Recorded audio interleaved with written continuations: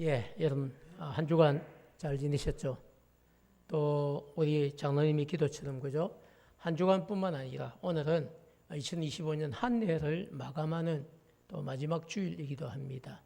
정말 장로님의 기도처럼 언제 이렇게 우리가 첫 주를 시작했던 것 같은데 금방 지나가고 마지막 주일을 맞이하는 1년이 정말 빨리 지나간다 이런 사실들을 저뿐 아니라 모두가 이런 공감하고 있을 줄 믿습니다. 그래서 이렇게 빨리 지나가는 이 한 해 마지막 주일 우리가 어떤 말씀을 가지고 참 이렇게 말씀을 나눌까 기도하다가 오늘 본문을 성경을 읽는 가운데 오늘 본문을 다시 한번 보게 되었고 그리고 오늘 본문을 통해서 깨닫는 분명한 은혜가 있었기 때문에 말씀을 준비하게 되었습니다. 그래서 오늘 말씀을 통해서 정말 우리 한 해, 이 한 해를 꼭 돌아보고 심지어 올 한 해뿐만 아니라 앞으로 우리가 살아가게 될 날들을 여러분 돌아보면서 말씀을 다시 한번 받는 분명한 은혜가 있기를 주님의 이름으로 축복합니다. 그래서 오늘 설교 제목은 회복을 약속하신 하나님입니다. 구약 성경을 보면 하나님께서 무엇인가 정말 중요한 약속이나 말씀을 자기 백성에게 들려주시고자 할 때 하나님의 방법이 있습니다. 그게 뭐냐면 하나님의 사람들을 세워서 시대마다 적절하게 하나님이 말씀해 오셨다는 것을 우리는 이미 구약 성경을 통해서 잘 알고 있습니다. 자세히 좀 설명하자 보면요. 어떤 때는 우리가 믿음의 조상들을 통해서 하나님이 말씀을 주시는 겁니다. 아브라함, 이삭, 야곱과 같은 요셉과 같은 이런 믿음의 조상들을 통해서 하나님이 당신의 뜻을 전하시는 겁니다. 또 어떤 때는요. 민족의 지도자들을 통하여서 하나님이 말씀을 주시는 겁니다. 그리고 또 어떤 때는 왕들을 통해서 하나님이 말씀을 주시고요. 어떤 때는 또 선지자들을 세워서 하나님이 당신의 뜻을 우리에게 전달해 오셨다는 사실입니다. 자, 그럼 여러분, 오늘 우리가 함께 읽은 본문에서는 누굴 통하여서, 누굴 세워서 우리에게 말씀하고 계실까요? 하나님의 사람, 에스겔 선지자입니다. 오늘은 선지자를 통해서 우리에게 주신 말씀을 한번 되새겨 보려고 생각합니다. 에스겔 선지자는 사실 누구냐 하면요. 에스겔 선지자는 자신의 아버지가 예루살렘의 제사장이었습니다. 예루살렘 제사장이었던 부시의 아들이 바로 에스겔 선지자였습니다. 자, 어떻게 보면 그죠? 에스겔도 제사장 집안에서 태어나서 제사장으로 살아가야 되는데 포로로 끌려와 있었고 그래서 하나님이 그를 강권적으로 부르시고 그에게 말씀을 주시고 그리고 하나님의 말씀을 대언하는 선지자로 그를 세웠다는 이야기입니다. 자, 여러분, 에스겔은 사실 BC, 예수님 오시기 전을 BC라고 하는데요. BC 597년 이때에 바벨론의 2차 침략이 있습니다. 우리 역사를 보면 바벨론 나라가 남유다 나라를 공격한 것이 3번이 있거든요. 1차, 2차, 3차 침략인데 1차 침략은 BC 605년이었습니다. 605년에 이미 1차 침략을 해가 유다 나라가 반 이상 허물어진 겁니다. 근데 그때 다 허물지 못했기 때문에 BC 597년에 두 번째 또 침략을 해옵니다. 그때에 느부갓네살 왕이라고 하는 사람에 의해서 유다에 있는 많은 젊은이들이 바벨론의 포로가 되어서 끌려갔다는 이야기. 물론 나중에 3차 침략은 BC 586년의 마지막 3차 침략 때 완전히 유다가 멸망을 하게 됩니다. 자, 그런데 여러분, 2차 침략 때에 597년에 끌려간 한 청년 중에 한 사람이 바로 에스겔이었다. 그때 나이가 25세였습니다. 25살. 정말 한창 때 젊은 나이죠. 이때 포로로 끌려갔어.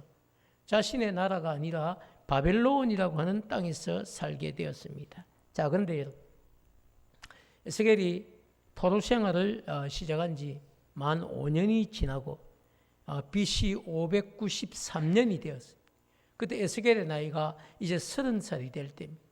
이때 하나님께서 에스겔을 찾아가서 그를 선지자로서의 소명을 주시고 그의 입에 말씀을 주기 시작한 겁니다. 예언을 시작했다는 이야기. 근데 구약 성경을 보면 30세에 이런 일들이 많이 있습니다. 요셉을 봐도 그 감옥에 있다가 30살이 되었을 때 총리 대신이 돼요. 왜냐하면요, 구약시대를 보면 그때 등용할 수 있는, 나라나 어떤 곳곳에 등용할 수 있는 공식적인 나이가 30세였습니다. 그래서 무슨 공식적으로 뭔가 일을 하려고 할 때 하나님이 그들을 일으켜서 세웠던 나이가 대부분 30세였어요. 에스겔 역시도 30살이 되어서 이제 선지자로 시험을 받았다는 이야기입니다. 자, 여러분. 근데 에스겔을 보면 바벨론 포로로 끌려간 이 유대인들이 함께 모여서 살고 있는 땅이 있었는데 어디냐면 거기가 그발 강가라고 하는 옆에 있는 텔 아비비라고 하는 동네입니다. 여기에서 살았는데 그곳에서 이제 포로로 끌려온 다른 유대인들이 있었거든요. 이들과 함께 그들을 상대로 예언을 시작했다는 것입니다. 그러니까 오늘 본문에 여러분 나타난 이 예언의 말씀을 받는 대상이 누구냐면요, 지금 유다 나라에 있는 사람들이 아니고 바벨론의 포로로 끌려가서 종살이를 하고 살고 있었던, 어떻게 보면 인간적으로 보면 아무런 소망이 없는 사람들이었어요. 이들에게 유일하게 소망이 있다면 딱 하나가 있었습니다. 그게 뭐냐면 언젠가 하나님이 우리를 유다 땅으로 다시 돌아가게 해 주실 것이다.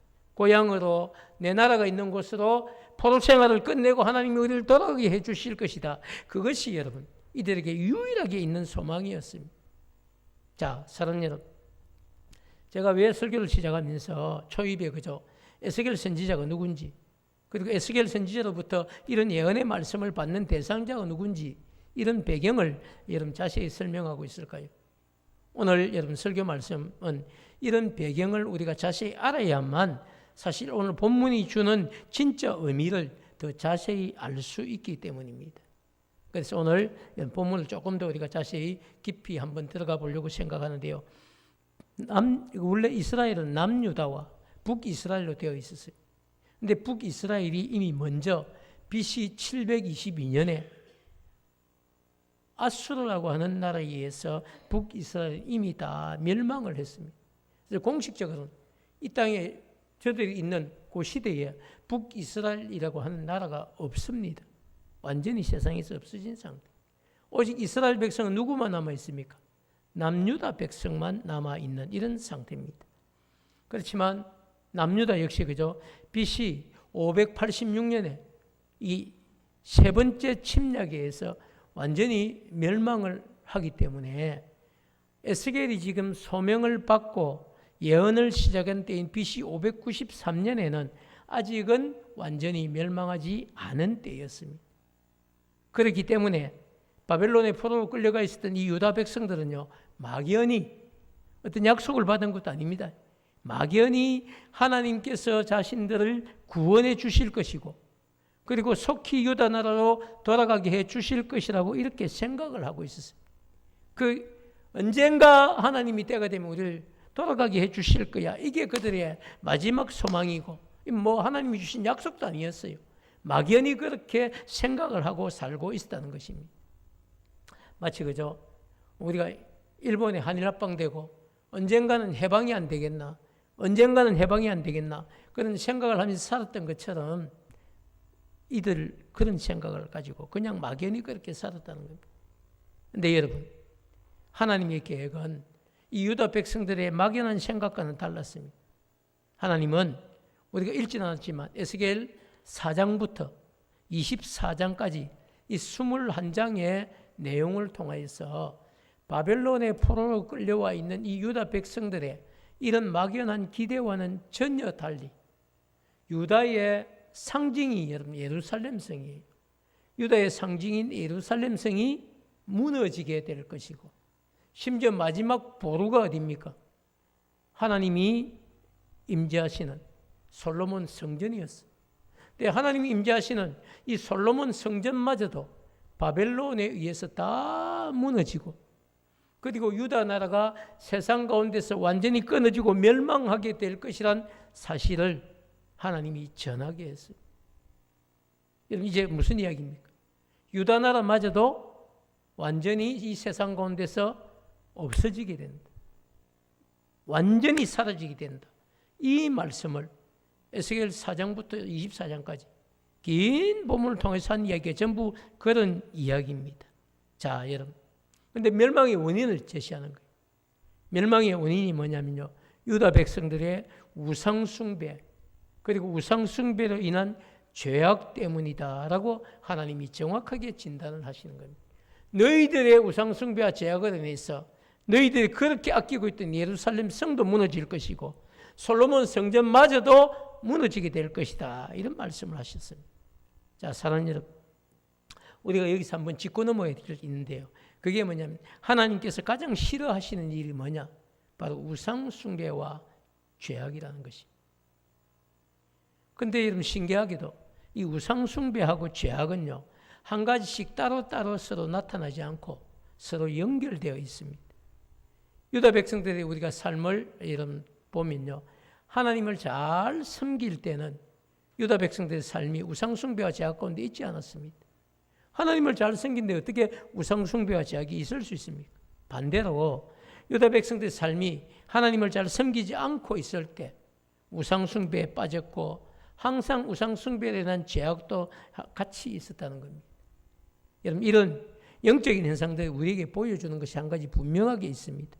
그게 뭐냐면요, 저와 여러분의 우리의 신앙생활도 우리 하나님께 우리가 딱 집중할 때는요, 사단이 절대로 우리를 여러분 흔들거나 유혹을 해도 우리가 결코 쉽게 잘 넘어가지 않습니다. 우리가 성령 충만할 때, 우리가 영적으로 딱 무장되어 있을 때는요, 뭐 사단이 우리 마음속에 죄치워도 돼, 그거 좀 그래 한 번만 해도 돼, 딱 한 번인데 어때, 이런 이야기를 속삭여도 우리가 넘어가지 않아요. 딱 이겨내는 겁니다. 사탄아 물러가라. 이런 우리가 이겨내는 걸 우리 자신이 체험하지 않습니다. 그런데 여러분, 안타깝게도 우리가 하나님께 집중하지 않을 때는요, 사탄의 정말 작은 유혹에도 우리 스스로가 동조하고 넘어가는 겁니다. 그리고 심지어 죄악 가운데 이미 가 있는 나 자신을 발견하고 때늦은 후회를 하기도 한다는 사실이죠. 사랑하는, 그렇기 때문에 정말 내 앞에 어떤 상황이 다가온다고 해도 우리가 하나님께 딱 집중함으로 사단의 어떤 유혹에도 넘어가지 않고 자신을 지켜내고 승리할 수 있는 그런 우리 품은 가족들이 되기를 축복합니다. 여러분, 성령 충만해야 됩니다. 성령 충만하지 않으면요, 우리는 언제든지 사단의 밥이에요. 그러나 성령 충만하면 사단이 우리를 결코 넘보지도 못하고 가볍게 여기지도 못하고, 아이고 품은 게 저는 흔들어봐도 소용도 없더라, 이렇게 생각하고 여러분 다른 죄악 가운데 있는 사람들에게 유혹하러 가는 거지. 그러나 우리가 무장되지 않으면, 우리가 준비되지 않으면, 우리가 성령으로 딱 무장되어 있지 않으면 얼마나 우리가 사단의 밥이 되는지 이미 우리는 그런 것들을 많이 체험하고 있지 않습니까? 사랑하는 여러분, 성령 충만함으로 사단의 유혹을 이겨내고 죄악을 끊어내고 날마다 하나님 앞에서 당당하게 살아갈 수 있는 우리 품은 가족들 되시기를 주님의 이름으로 축복합니다. 그렇습니다. 다시 우리가 본문 말씀으로 다시 돌아가 볼 텐데요. 하나님은, 그죠? 하나님께서 이 권능으로 에스겔 선지자에게 임재를 하시는 겁니다. 그리고 유다 백성들에게 일어날 그 환상을 보여주셨는데요. 그 환상이 여러분 어떤 환상입니까? 여러분이 잘 알고 있는 마른 뼈들이 다시 살아나는 환상입니다. 아마 우리가 에스겔서를 전부 다 읽지 않아도 37장 이 이야기를 모르는 분은 거의 없을 거예요. 근데 여러분, 하나님께서 환상 가운데 에스겔 선지자를 데리고 가서 골짜기 가운데 세워두시고요 했는데, 그 골짜기를 자세히 보니까 마른 뼈들이 가득한 골짜기였습니다. 이 마른 뼈들이 가득한 곳을 보여주신 하나님께서 에스겔 선지자에게 한 가지 질문을 하시는 거예요. 어떤 질문인지 여러분 아시죠? 인자야, 이 뼈들, 이 마른 뼈들이 네가 볼 때에는 능히 살아날 수가 있겠느냐, 이런 질문을 하시는 겁니다. 네, 여러분, 질문을 받은 에스겔 선지자가 삽니다, 못 삽니다, 이렇게 대답을 하지 않습니다. 지혜롭게 이렇게 대답을 합니다. 주 여호와여, 주께서 아십니다. 에스겔 선지자의 생각에는 그죠. 사실 자신이 보았던 뼈들은 너무 말라 있어서 결코 다시 살아날 수 없는 뼈들입니다. 그래도 에스겔은 살 수 없습니다라고 대답하지 않고 주 여호와께서 아십니다라고 대답을 한 겁니다. 그러자 하나님께서 에스겔 선지자를 향해서 이렇게 말씀하시는 거예요. 너는 이 모든 뼈들에게 대언을 하라는 것이 어떤 내용입니까? 4절, 5절, 6절 말씀인데 우리 한번 같이 읽어보겠습니다. 4절, 5절, 6절이죠. 시작. 또 내게 이르시되 너는 모든 뼈에게 대언하여 이르기를 너희 마른 뼈들아 여호와의 말씀을 들을지어다. 주 여호와께서 이 뼈들에게 이같이 말씀하시기를 내가 생기를 너희에게 들어가게 하리니 너희가 살아나리라. 너희 위에 힘줄을 두고 살을 입히고 가죽으로 덮고 너희 속에 생기를 넣으리니 너희가 살아나리라. 또 내가 여호와인 줄 너희가 알리라 하셨다 하라. 아멘이죠. 자, 4절 다시 띄워주시죠.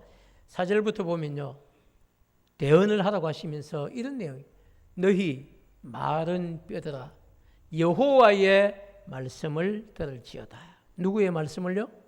여호와의 말. 여러분, 마른 뼈가 무슨 여러분 말씀을 듣습니까? 자세히 한번 생각해 보세요. 마른 뼈들이 사람도 아닌데 어떻게 이런 마른 뼈들아 여호와의 말씀을 들을지어다 이렇게 대언을 하는 거예요. 5절 말씀을 보면요, 이렇게 내가 생기를 너희 마른 뼈들에게 생기를 들어가게 해주겠다. 그래서 너희가 어떻게 된다? 살아나게 될 것이다. 6절 말씀을 보면요, 그래서 살아나게 어떻게 살아났냐? 너희 마른 뼈 위에 힘줄이 생길 것이고 그 힘줄 위에 살을 입힐 것이고 그리고 가죽으로 그 살들을 덮을 것이고 그리고 너희 속에 마지막으로 뭘 넣을 것인데? 생기를 넣을 것인데 그래서 너희가 살아나게 될 것이다. 그걸 보고 너희가 이야기하기를 정말 우리에게 말씀하신 그분이 여호와시다 라고 너희가 알게 될 것이다. 이런 이야기를 하신 겁니다. 자, 여러분 어떻습니까? 에스겔 선지자가 어떻게 했을까요? 여호와의 말씀에 순종을 해서 그 말씀을 대언을 했습니다. 그런데 여러분 놀라운 사실은요, 에스겔 선지자가 하나님의 말씀에 순종해서 대언하기 시작할 때에 벌써 여기 저기서 여러분 소리가 나기 시작을 해요. 어떤 소리입니까? 마른 뼈들이 자기들이 스스로 막 마른 뼈들이 저끼리 움직이는 거예요. 막 이런 영상을 좀 보면 좋겠는데요, 막 뼈들이 움직이는 거예요. 사람이 갖다 맞추는 게 아니고 말라 비틀어진 이 뼈들이 자기들끼리 벌써 움직이기 시작한 여호와의 말씀을 듣고 여러분 대언하는 이 에스겔의 말씀을 듣고 뼈들이 서로 자기들끼리 막 움직이기 시작. 이 뼈 저 뼈가 서로 들어맞는 거예요. 어깨뼈 사이에 팔뼈가 가서 붙기 시작하고요. 갈비뼈 밑으로 여러분 엉치로 다리뼈가 붙기 시작하고 그렇게 자기들이 다 자기 뼈들을 찾아 서로 연결되기 시작한 겁니다. 그리고 연결된 이 뼈 위에 말씀하신 대로 힘줄이 생기기 시작했고 힘줄 곁에는 살이 오르기 시작했고 살 위로는 가죽이 덮이기 시작을 했어요. 그렇지만 안타깝게도 제일 마지막에 진짜 있어야 될 게 뭡니까? 생기죠. 생기는 아직 없었다는 겁니다. 여러분, 뼈들이 서로 연결되고 뼈의 가죽과 살이 덮이는 모든 과정을 지켜보고 계시던 하나님께서 에스겔 선지자를 향해 다시 이야기합니다. 너는 생기를 정말 향하여서 대언하라. 생기를 향해서 대언하라. 9절 말씀인데요. 한번 같이 읽을까요? 시작. 너는 생기를 향하여 대언하라. 생기에게 대언하여 이르기를 주 여호와께서 이같이 말씀하시니 생기야 사방에서부터 이 죽음을 당한 자들에게 부르보았어. 살아나게 하라 하셨다 하라. 아멘이죠. 자, 여러분, 에스겔 선지자가 생기를 향하여서 대언을 했습니다. 대언을 한 후에 어떻게 되었을까요? 10절 말씀이 그 대답입니다. 10절 시작. 이에 내가 그 명령대로 대언하였더니 생기가 그들에게 들어가매 그들이 곧 살아나서 일어나 서는데 극히 큰 군대라. 여러분 어떻습니까? 할렐루야죠. 사랑하는 여러분, 에스겔 선지자는 하나님께서 마른 뼈들을 향하여서 대언하라고 말씀하셔서 그 말씀에 진짜 순종하는 마음으로 대언만 했을 뿐인데 마른 뼈들이 가득한 그 골짜기에 놀라운 기적이 일어나는 그 광경을 목격을 한 겁니다. 사랑하는 여러분, 근데 오늘 본문을 보면 여기서 끝이 아니에요. 하나님께서 바벨론 포로로 끌려왔어. 이제 우리에게는 더 이상 소망이 없다고 생각을 하고 있었던 이 포로민들에게 11절부터 14절까지 말씀을 다시 주시는 겁니다. 먼저 11절 말씀을 우리가 한번 읽겠습니다. 시작. 또 내게 이르시되 인자야 이 뼈들은 이스라엘 족속이라. 그들이 이러기를 우리의 뼈들이 말랐고 우리의 소망이 없어졌으니 우리는 다 멸절되었다 하느니라. 여러분, 하나님이 아시는 거예요. 하나님이 이 포로민들이 모여가지고 무슨 이야기를 하는지 아시는 거예요. 포로민들 스스로가 어떤 이야기를 하고 있습니까? 우리는 이제 우리의 뼈가 말랐고 우리는 더 이상 소망이 없다. 우리는 다 멸절되었다. 돌아갈 유다도 없고 돌아갈 예루살렘 성전도 없다는 겁니다. 여러분, 그래서 우리의 소망이 없다. 이런 이야기를 했다. 자, 생각해 보십시오. 왜 하나님께서 이 마른 뼈들을 향하여서 유다 백성이라고 이렇게 말씀을 하셨을까? 한번 보십시오. 우리가 보면 그죠? 11절 말씀에 이런 예, 또 내게 이시되 인자야 이 뼈들은 누구다? 이스라엘 백성들이다. 왜 그런 이야기를 했을까요? 오늘 보면 그죠? 이렇게 이야기를 하고 있습니다. 포로로 끌려온 이 유다 백성들 스스로가 우리의 뼈들이 말랐고 이제 우리에겐 소망이 없어졌으니 우리는 다 멸절되었다 하고 자신들 스스로가 그런 고백을 하고 있기 때문이죠. 바벨론에 이런 포로로 끌려온 유다 백성들은요, 처음에는 얼마 있지 않으면 하나님께서 자신들을 구원해 주시고 다시 유다로 돌아가게 될 것이라고 그런 기대를 가지고 살았습니다. 그렇지만 시간이 지나도 유다 나라로 돌아가게 될 것이라는 소식이 들려오지 않자 소망이 끊어지고 소망을 잃어버리게 된 것입니다. 그런 상황에서 택한 백성을 그렇게 내버려 두지 않으시는 하나님은 바벨론에서 소망을 잃어버리고 살아가는 이 포로민들에게 에스겔 선지자를 통해서 회복에 대한 분명한 약속을 지금 대언하라고 하신 겁니다.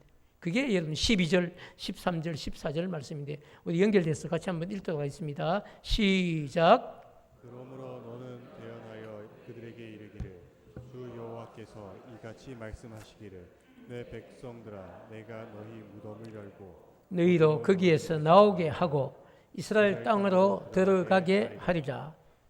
내 백성아 내가 너희 무덤을 열고 너희로 거기서 나오게 한즉 너희는 내가 여호와인 줄을 알리라. 또 내가 또 내 영을 너희 속에 두어 너희가 살아나게 하고 내가 또 너희를 너희 고국 땅에 두리니 나 여호와가 이 일을 말하고 이룬 줄을 너희가 알리라. 여호와의 말씀이니라. 아멘이죠. 사랑하는 여러분, 하나님은 그저 무덤 골짜기에서 뼈들이 다 말랐고 소망이 없어졌으니 다 멸절되었다고 탄식을 하면 이 유다 백성들에게 에스겔 선지자를 통해서 회복에 대한 분명한 약속을 지금 주고 계십니다. 그래서 저는 오늘 설교를 이제 마감하면서 마치면서 여러분 회복이 뭔가? 회복에 대한 얘기를 잠깐 나누려고 생각합니다. 회복이라는 것은요, 내 힘이나 내 결심으로는 할 수 없는 일입니다. 자, 여러분, 우리가 오늘부터, 자, 저들 한번 보시죠. 오늘부터 우리 회복합시다!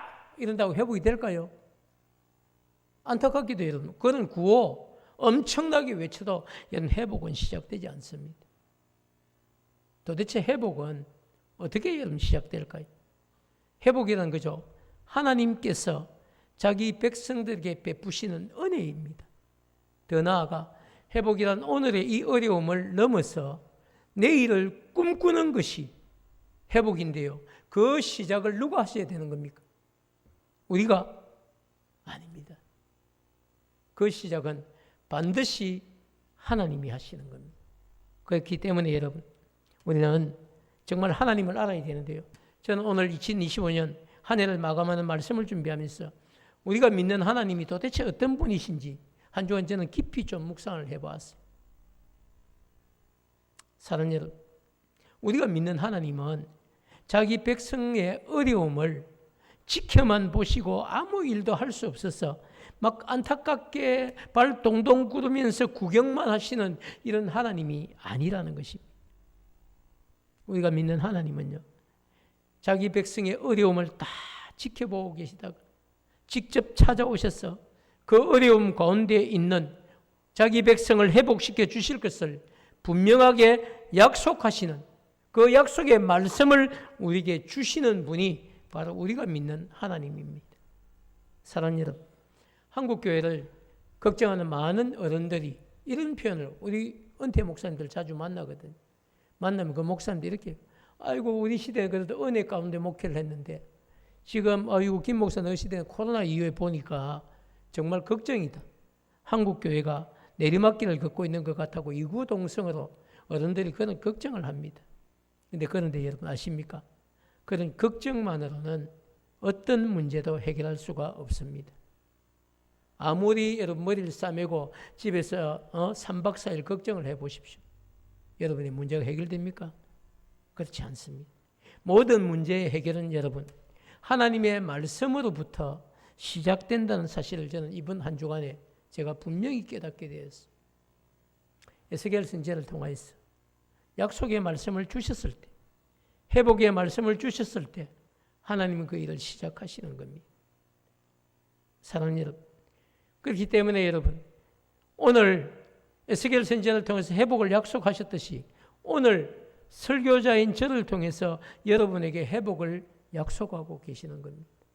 사랑하는 여러분, 여러분은 반드시 2026년 회복하실 하나님의 은혜를 덧입게 될 줄 믿습니다. 여러분 스스로가 회복을 해야 되겠다. 아무리 그렇게 노력해도 시작되지 않습니다. 말씀을 받아야 돼요. 여러분, 마른 뼈들을 생기를 불어넣으시고 살아나서 큰 군대가 되게 하시고, 근데 그들이 누굽니까? 바로 유다 백성이라고 이야기를 합니다. 오늘 우리 부모 가족들 어쩌면 우리가 짓눌려 있는지 모릅니다. 코로나 이후에 한국 교회가 죽어가고 있다. 이거 여러분 누가 제일 좋아하는 표현일까요? 사단막입니다. 저는 이제 어른들이나 여러분들이 그런 이야기 좀 안 했으면 좋겠어요. 우리 교회는 코로나 이후에 다시 살아나고 있다. 진짜 알돌들이 어디에 있다? 품원교회에 있다. 품원교회는 일당백의 용사들이 있다. 마른 뼈와 같은 여러분 그런 죽어가는 영혼들이 있는 교회가 아니고 다시 살아나고 성령 충만함을 받고 하나님 주신 은혜를 덧입고 그리고 다시 일어서는 회복하는 이 약속이 있는 교회가 바로 어디입니까? 그게 품원교회다. 저는 한 주간에 여러분 그런 은혜를 제가 받았어요. 그래서 새해 다가올 여러분 2026년이 저는 기대가 되는 겁니다. 왜냐하면 하나님이 저에게 그런 확신을 주셨고 그리고 선포하게 했고 이 말씀을 아멘으로 받는 여러분은 반드시 회복될 줄 믿습니다. 여러분, 교회는 말씀을 통해서 회복이 시작되는 겁니다. 교회는 그 말씀이 내 안에 들어왔을 때 내가 이제 회복의 주인공이 되는 겁니다.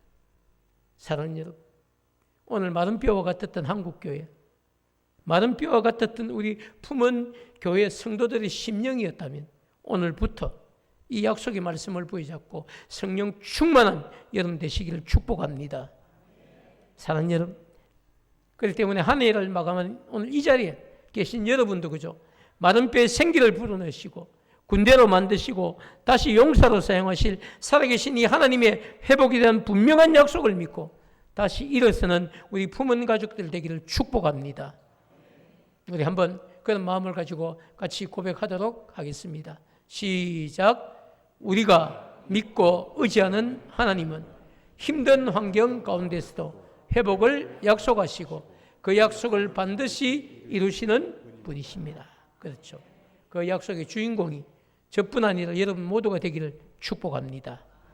사랑하는 여러분, 오늘 주신 말씀을 꼭 마음에 담기를 축복합니다. 그리고 2026년 새해 정말 하나님의 용사로서 살아갈 수 있는 우리 부모님 가족들이 꼭 되시기를 주님의 이름으로 축복합니다.